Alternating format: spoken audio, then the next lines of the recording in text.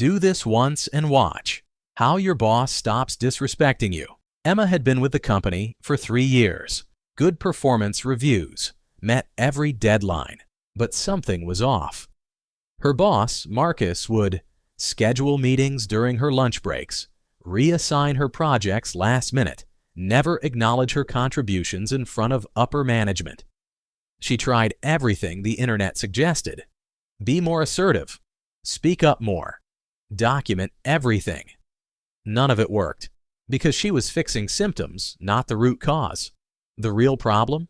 Marcus saw her as someone who accepted disrespect. And once that perception sets in, every "please respect me" conversation just reinforces it. That night, she changed one thing. Just one. 2 weeks later, her boss was asking for her input before making decisions. Look, I've been where Emma was. Maybe you're there right now. Your boss interrupts you in meetings, takes credit for your work. Here's what nobody tells you. Respect isn't given, it's commanded. Not through aggression, but through psychology. Today, I'm showing you the exact system that changed everything for Emma. First, created friction, not walls. Friction. Small speed bumps that made disrespect slightly inconvenient. Secondly, never complained. She didn't say, "You're being disrespectful." She just quietly adjusted her availability and responses. Thirdly, maintain professionalism. This is crucial. She didn't get emotional, didn't gossip, just became slightly harder to access without good reason. The result is, Marcus's brain started doing the work. Emma isn't as available anymore. Maybe I should plan better. Disrespect happens when there's no cost to disrespecting you. Think about it. Marcus interrupted Emma because, why wouldn't he? She always accommodated. She always said yes. She always made it easy. Psychologists call this intermittent reinforcement. You train people how to treat you by what you tolerate. Now here's how you apply this starting tomorrow. Step 1. Identify your always yes patterns. Where do you automatically accommodate? Late meetings, immediate email responses, taking on extra work without discussion? Write them down. These are your leak points. Here's the thing most people miss. You've trained your boss to expect instant compliance. Every time you drop everything for a last-minute request, you're teaching them that your time has no value. Take 10 minutes tonight, grab a piece of paper, write down the last 5 times you felt disrespected at work. What's the pattern? Is it always meetings? Always taking credit? Always interruptions? That pattern is your starting point. Step 2. Create your new response templates. Instead of "you said, sure, I'll stay late," try this. "I can get this to you by 10 a.m. tomorrow, or we can discuss reprioritizing my current tasks. What works better?" Notice what this does. You're not saying no. You're offering solutions, but you're also not a doormat. Besides, instead of responding to every Slack message in 2 minutes, you can batching responses during set times, 10 a.m., 2 p.m., 4 p.m. Here's why this matters. When you respond instantly, people learn they can interrupt your deep work anytime. When you batch, they learn to wait.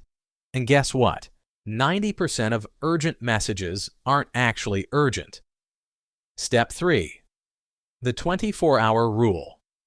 For non-urgent requests that disrupt your day, implement a 24-hour buffer.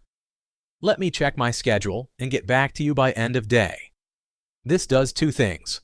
Trains others to plan ahead, gives you control over your time. Your boss at 4:45 p.m. Friday said, "Can you prepare a report for Monday morning?" Instead of saying, "Okay," you can said, "I can have it ready by Tuesday 10 a.m. Or if Monday is critical, let me know what other priorities I should push back to make room." Watch what happens. Half the time they'll say Tuesday is fine. The other half they'll realize they're asking for a weekend sacrifice and either do it themselves or find someone else. Step 4. The CC yourself power move. When your boss takes credit for your work, start documenting. Send recap emails or follow-up email within 2 hours after meetings. Content can be following up on today's meeting. Here's my proposal for idea. Looking forward to moving this forward. CC relevant people. Not aggressively, just professionally. Your boss will quickly realize they can't claim your ideas when there's a paper trail. Why 2 hours? It's fresh, it's documented, and if your boss tries to present it as their own next week, there's a timestamp proving it was yours. Emma used this exact technique. After Marcus took credit for her client strategy twice, she started sending recap emails. Within a month, he stopped. Why? Because he knew other people could see the receipts. One more thing, save these emails in a separate folder.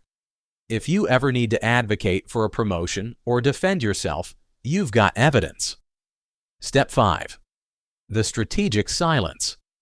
Here's a powerful one. When your boss interrupts you or talks over you, stop talking immediately. Don't fight for the floor. Just pause. Wait 2 to 3 seconds. Let the silence hang. Then calmly say, "I'd like to finish my point." Why this works?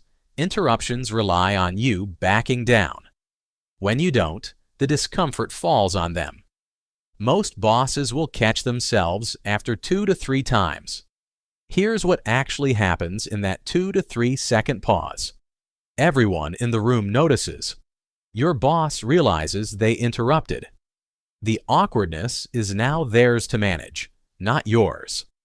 The first time you do this, your heart will pound. That's normal. Do it anyway. By the third time, your boss will start catching themselves before interrupting you. They're not stupid. They just needed a consequence. What you can do is start small. Pick one pattern to change this week. Not all of them. Emma started with meeting requests. That's it. One boundary. But that one boundary shifted Marcus's entire perception. 3 months after Emma made this shift, something interesting happened. Marcus recommended her for a leadership training program. When she asked why, he said, "You have strong boundaries and good judgment. That's what we need in leaders." The same behavior he used to dismiss, now he respected. Here's what I need you to understand. Your boss doesn't disrespect you because you're not good enough. They disrespect you because the current dynamic allows it. Change the dynamic, change the respect. You don't need to be confrontational. You don't need a big speech. You just need to quietly, consistently make disrespect slightly more expensive than respect. Start with one thing this week, just one. Watch what happens. If this resonated with you, drop a comment below sharing which step you're going to start with. If this helped, hit that like button. Subscribe for more real talk. I'll see you in the next video. Stay strong.